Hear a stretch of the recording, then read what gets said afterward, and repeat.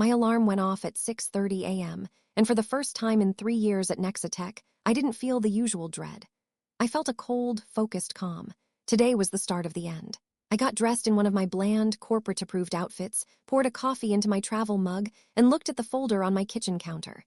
It wasn't labeled Revenge. It was labeled Project Atlas Archive. It looked boring, innocuous. It was my weapon.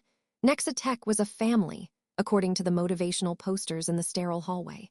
A family where the father, our CEO, Mr. Hartman, was a charismatic bully. A family where the favorite child was my direct manager, Sarah, whose smiles were as sharp as her stilettos, and whose speciality was taking credit and passing blame.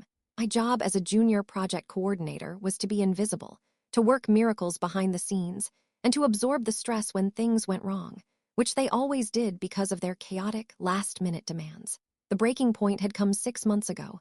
I'd spent 3 months developing the outreach strategy for Project Atlas, a major client initiative. I'd worked nights, weekends. The day of the big presentation to the client, Sarah took my printed deck, removed the cover page with my name, and replaced it with her own. She presented my work as hers. Mr. Hartman beamed. "This is why Sarah is a star," he'd boomed. In the meeting, I was just the silent note-taker. Afterward, Sarah patted my shoulder. "Team effort, Maya. Don't ever think your contributions go unnoticed." The hypocrisy was so thick I could taste it. I'd gone home that night and cried angry, frustrated tears. Then I'd stopped. I realized tears were what they expected. They expected me to quit, to break, to be another casualty of their high-performance culture. I decided I wouldn't give them the satisfaction. I would give them something else entirely. So I stayed. I became the perfect, quiet, efficient employee. I said yes to every unreasonable deadline. I absorbed every insult couched as feedback. I took meticulous, detailed notes in every meeting, not just on projects, but on conversations. I started a private, encrypted digital journal. Every directive from Sarah that violated company policy, every instance of Mr. Hartman's verbal abuse shouted in an open-plan office, every time a colleague was unfairly sidelined. I documented it. Dates, times, witnesses, screenshots of emails, recordings of public meetings, legal in our one-party consent state. I filed formal HR complaints about minor issues, just to get the dismissive boilerplate responses in writing, proving the system was broken. And all the while I worked. I didn't just do my job. I learned everyone else's. I figured out the Byzantine accounting software, traced the shady vendor contracts Sarah favored, her brother-in-law's IT firm, and mapped the flow of every major project. I became the silent, indispensable cog who knew how the whole machine really worked, not the shiny, broken version they presented to the board. Project Atlas was my masterpiece. It was also a ticking bomb, built on a foundation of cut corners, ignored compliance rules, and inflated metrics that Sarah had forced me to create. I knew it would eventually collapse. My revenge wasn't to sabotage it. My revenge was to do my job perfectly, exactly as instructed, and make sure that when it fell apart, there was only one possible place for the blame to land. Irrefutably, legally, and publicly. I picked up the folder, my archive. It didn't contain my work. It contained the evidence of theirs. I walked out the door. The family reunion was over. The audit was about to begin. Walking into the Nexatech offices felt like entering a stage set. The floor-to-ceiling windows showed a postcard view of the city, but the air inside was stale with recycled air and quiet anxiety. I went straight to my cubicle, a small gray box that suited my invisible status. I logged into my computer, my fingers moving with purpose. The first email I opened was from Sarah. The subject line was, as usual, urgent. Maya Atlas client is moving up the quarterly review. Need the performance metrics dashboard and all backup analytics on my desk by 3 p.m. today. No excuses. I smiled thinly. The backup analytics were a mess of contradictory data she'd ordered me to harmonize, a corporate word for fudge. She wanted me to create a pretty lie on a tight deadline. Perfect. I replied, copying the generic project inbox as per protocol. On it, Sarah. We'll compile the finalized metrics and all supporting source files for your review. The key was in the paper trail. Every unethical request, I documented with a cheerful, compliant response. I was building a wall of proof, brick by digital brick. My cubicle neighbor, Leo, a kind-eyed graphic designer perpetually on the verge of burnout, peeked over the partition. She's already in rare form, huh? He whispered, nodding toward Sarah's glass-walled office. Just another day in paradise, I said, my tone neutral. Leo sighed. I heard the new guy in marketing quit yesterday after Hartman screamed at him for using the wrong font on a draft. Lasted 2 weeks. He shook his head. This place is a meat grinder. I nodded sympathetically, but inside I filed the detail away. Another witness, another data point. Leo didn't know it, but he was part of my archive. At 10 a.m., we had a cross-departmental sync for Project Atlas. I took my usual seat in the back, my laptop open, my digital recorder running discreetly in my pocket. Sarah led the meeting, taking full credit for the project's strong early indicators. Then Mr. Hartman strode in, unannounced. The room stiffened. He was a large man who used his size to intimidate. "Sarah, give me the good news. The board is asking about Atlas ROI." Sarah launched into a glowing summary, full of percentages and growth projections that existed only in our manipulated reports. Hartman ate it up. Then his eyes scanned the room and landed on me. "You, the quiet one, Maya, are the client satisfaction surveys backing this up?" Every head turned to me. Sarah shot me a look that was half warning, half panic. She knew the raw survey data was dismal. She told me to wait the responses. I took a breath. This was a test. "The preliminary survey data shows some areas for improvement on user experience, Mr. Hartman," I said, my voice clear and professional. "I've highlighted them in the appendix of the report Sarah has." I didn't lie. I also didn't save her. I had, in fact, buried the damning data on page 47 of a 50-page document she never read. Hartman's smile vanished. "Appendix, I don't read appendices, Sarah. I read headlines. Fix the user experience, I don't care how." "Absolutely, Mr. Hartman, we're on it," Sarah chirped, throwing another sharp glance my way. After the meeting, she cornered me by the coffee machine. "What was that, Maya?" she hissed, her perfume cloying. "You don't just volunteer negative information like that. You make me look bad, you make us all look bad." "I'm sorry, Sarah," I said, layering my voice with just the right amount of contrite fear. "He asked me directly. I thought honesty was, your job is to make me look good," she cut me off. "Your next performance review is in 2 months, keep that in mind." It was a not-so-veiled threat. I nodded, looking at the floor. Back at my desk, I calmly updated my archive. 10:15 a.m. Sarah instructs me to withhold negative client data from CEO. Threatened my performance review. I attached the audio clip of our coffee machine conversation, cleanly extracted from the recording. The 3 p.m. deadline approached. I prepared 2 folders.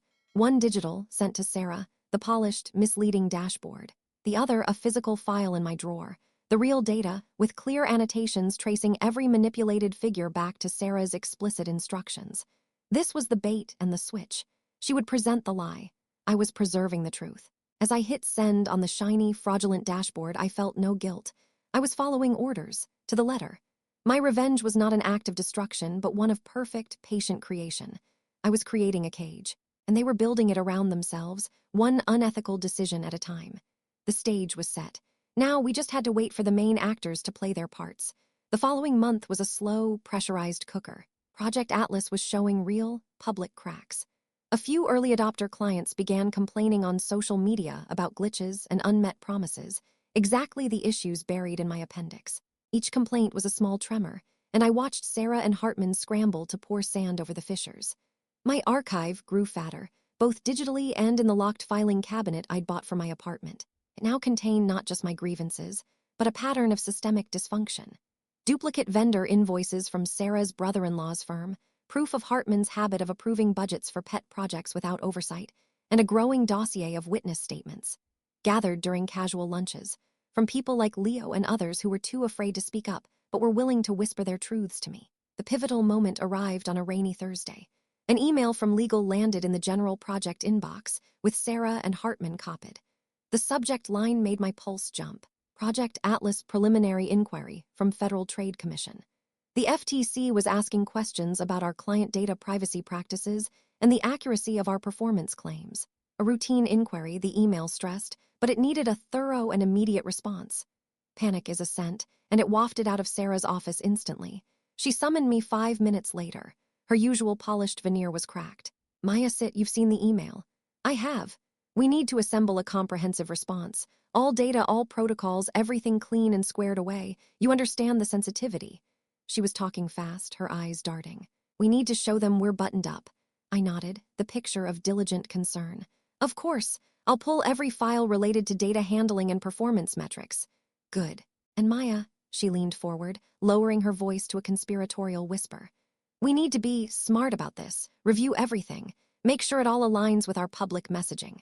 We can't have any confusing outliers confusing the regulators." Her meaning was clear. sanitize, hide the outliers. The outliers were the truth. This was the moment. The direct order to commit fraud in a federal investigation. I understand, I said, my face a mask of earnest obedience. Align with public messaging, review everything. Exactly. My door is open if you have any questions. She meant the opposite. I returned to my desk, my hands steady.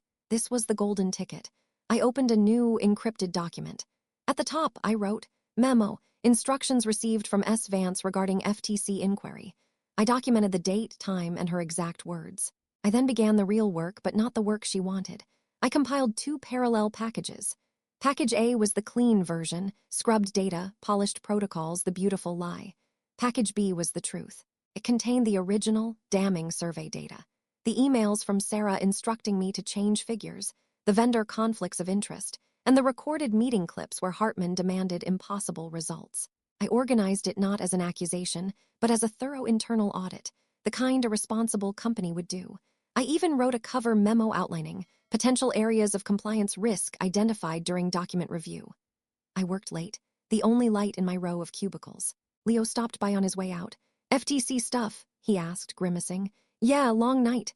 Be careful, Maya, he said, genuine worry in his eyes. This place, it'll throw you under the bus to save itself. I know, I said, offering a tired smile. I'm just dotting my I's and crossing my T's. The next morning, I went to Sarah's office. I've prepared the draft response for the FTC, I said, placing a single, thick folder on her desk. It was Package A, the clean version. I've reviewed everything thoroughly, just as you asked. It all aligns. She didn't even open it. She just beamed with relief. Excellent, I knew I could count on you. Send it to legal for their review. Will do. I turned to leave, then paused. Oh, and Sarah, during my review, I found some discrepancies. Older files, some conflicting data points. I've segregated them all into a separate audit folder, just for our internal records. For completeness. I held up a second, identical folder. Package B, she waved a dismissive hand, her attention already back to her screen. Fine, just file it away. We don't need ancient history confusing things. Of course, I'll file it securely. I walked out, Package B held tightly to my chest. She had just told me to bury evidence relevant to a federal inquiry. I had it in writing and in audio. The clean package was sent to legal. The toxic, truthful package was filed away in my personal archive, now with a new, critical entry, the explicit instruction to conceal evidence. The cage now had a locked door. They were inside, and I had just handed the key to the one institution they couldn't bully or ignore. The trap was no longer just set. It was armed. The next 2 weeks were a masterclass in corporate dread. The FTC's preliminary inquiry deepened. Legal was now permanently camped in conference rooms, their faces grim. The shiny Package A we'd submitted had clearly failed to satisfy. Whispers of formal investigation and subpoenas slithered through the halls. The family atmosphere curdled into one of silent suspicion and frantic CYA, cover your ass. Sarah became a ghost of her former self, her sharp smiles replaced by a pinched, permanent frown. She called me into her office constantly, demanding re-reviews of data, always ending with, "You're sure everything we gave them is consistent, right?" "Absolutely sure." "I followed your instructions exactly," I would say each time, my voice a flat, reliable instrument. It was the truth. She just didn't know which instructions I had chosen to follow most faithfully. Mr. Hartman's bluster turned to a volatile, simmering rage. He stormed through the office, barking at anyone in his path, his tirades about incompetence and disloyalty more frequent and unhinged. The fear was palpable. This was the chaos I had patiently waited for, the chaos their own actions had engineered. Then, the email arrived. A summons from legal and HR for a fact-finding meeting regarding Project Atlas. My name was on the list. So were Sarah's and several others. The meeting was held in the largest, coldest conference room.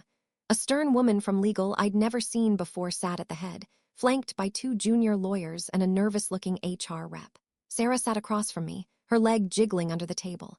Hartman loomed at the other end, pretending to be bored.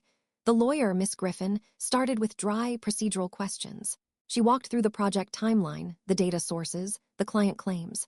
Sarah answered, her voice tight, sticking to the script of Package A every so often. Miss Griffin would turn to me. "And you were responsible for compiling this data set, correct, Maya?" "Yes," I would answer, "based on the parameters provided by Sarah." Sarah would shoot me a look. I was a loose thread, and she was desperate to trim me. Then Miss Griffin dropped the hammer. She slid a piece of paper across the table. It was a client complaint, one I'd archived months ago, detailing the very glitches our public metrics denied. Can you explain the discrepancy between this user's experience and the 95% satisfaction score you reported? Sarah paled. That's an outlier. A single disgruntled user. Our methodology accounts for that. But your methodology, Miss Griffin said, her eyes like flint, appears to involve weighting and omitting certain responses. Who authorized that methodological adjustment? The room froze. Sarah's mouth opened and closed. I saw the trap she was in. If she said she authorized it, she took the blame. If she said she didn't, she was admitting she didn't control her project. Her eyes darted to me, a silent, desperate command to fall on my sword. I looked back, my expression one of polite confusion. Then I spoke, my words measured and clear. I believe I have the original email chain regarding the data analysis parameters. Would it be helpful to retrieve it? I keep very thorough files. I was offering a rope. Sarah, in her panic, didn't see it was a noose. Yes, please, Miss Griffin said, her interest sharpening. I excused myself, walked calmly to my cubicle, and opened my personal encrypted cloud drive. I didn't bring the email. I brought the entire audit folder, Package B. I printed it, all 200 pages of it, placing it in a fresh, clean binder. I walked back into the silent conference room and placed it in the center of the table. What is this? Miss Griffin asked. This is the internal audit file I created during my review for the FTC response, I said, my voice calm, professional, utterly damning. It contains all source data, unaltered survey responses, communication regarding methodological changes, vendor selection documents, and my notes on potential compliance conflicts. I created it for completeness, as I mentioned to Sarah. I looked at Sarah, whose face was now chalk white. You instructed me to file it away internally, so I did, Hartman erupted. What is this garbage? Who asked for this? I did, I said, turning to him. As part of my due diligence, it's a risk assessment. I believed, given the FTC inquiry, a full transparency exercise was the legally prudent course for the company. The words legally prudent hung in the air. I had not accused, I had complied. I had been thorough. I had acted in the company's best interest.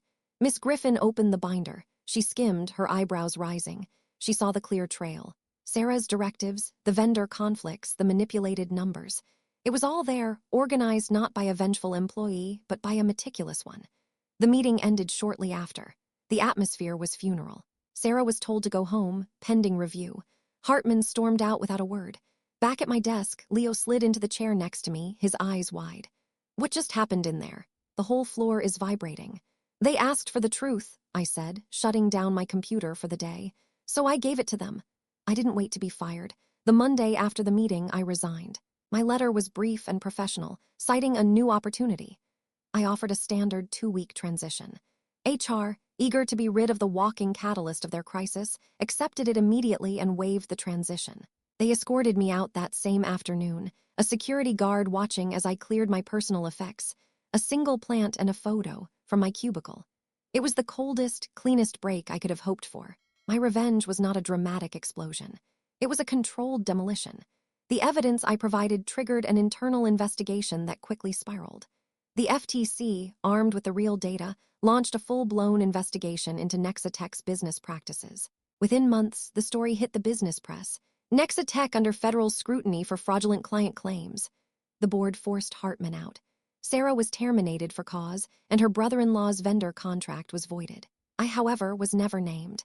In the official narrative, I was the junior employee who conducted a diligent internal review. To those who knew, like Leo, I was a quiet legend. He texted me. They're calling it the Atlas Audit.